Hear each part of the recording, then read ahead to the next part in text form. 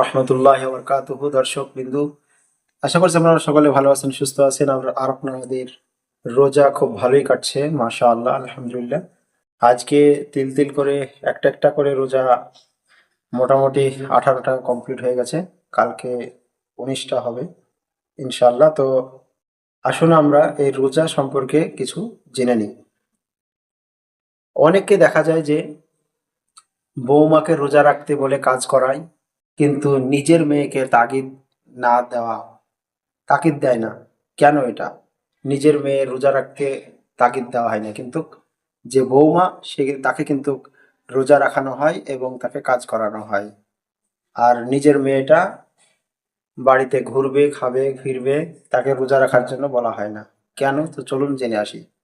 প্রিয় দর্শকবৃন্দ, রমজান মাস রহমত, বরকত ও মাগফিরাতের মাস। এই মাসে আমরা সবাই চাই আল্লাহর সন্তুষ্টি অর্জন করতে, কিন্তু দুঃখের বিষয় আমাদের সমাজে এমন কিছু আচরণ দেখা যায় যা ইসলামের শিক্ষার সাথে মিল নেই। অনেক ঘরে দেখা যায় একজন মা নিজের বৌমাকে বলে রোজা রেখে রান্না করো, কাজ করো, কিন্তু নিজের মেয়েকে বলে তুমি ক্লান্ত, তুমি বিশ্রাম নাও। প্রশ্ন হলো, বৌমা কি মানুষ নয়? বৌমা কি কারো মেয়ে নয়? প্রিয় ভাই ও বোনেরা,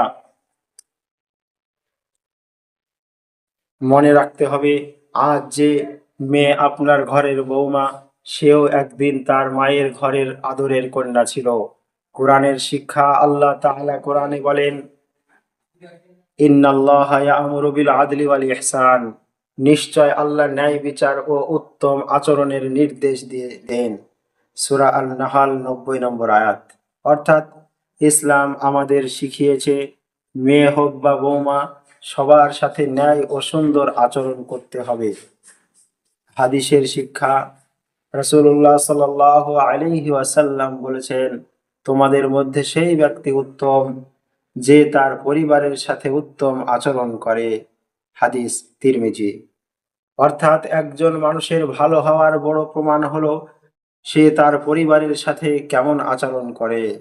বাস্তব কথা, ভাবুন তো, যদি আপনার মেয়েকে কেউ রোজা রেখে সারা দিন কষ্ট দেয়, আপনার কেমন লাগবে? আপনার ভিতরে কেমন বলবে? ঠিক একই কষ্ট অনুভব করে আপনার ঘরের বৌমার মা। তাই আমাদের মনে রাখা উচিত, বৌমাকে দাসী নয়, মেয়ের মতো সম্মান দিতে হবে। রমজান মাসে যদি বৌমা রোজা রাখে, তাহলে তাকে সাহায্য করুন, কাজ ভাগ করে নিন, ভালোবাসা দিন। তাহলেই ঘরে আসবে শান্তি, আর আল্লাহর রহমত নাজিল হবে। শেষ কথায় বলতে হয়, আসুন আমরা আজ একটি নিয়ত করি, আমরা আমাদের ঘরের বৌমাকে নিজের মেয়ের মতোই সম্মান দেব, আদর করব। কারণ ইসলাম আমাদের শিখিয়েছে ন্যায়, দয়া এবং ভালোবাসা। আল্লাহ আমাদের সবাইকে সঠিক বুঝ দান করুন। আমিন। আসসালামু আলাইকুম ওয়া রাহমাতুল্লাহি ওয়া বারাকাতুহু।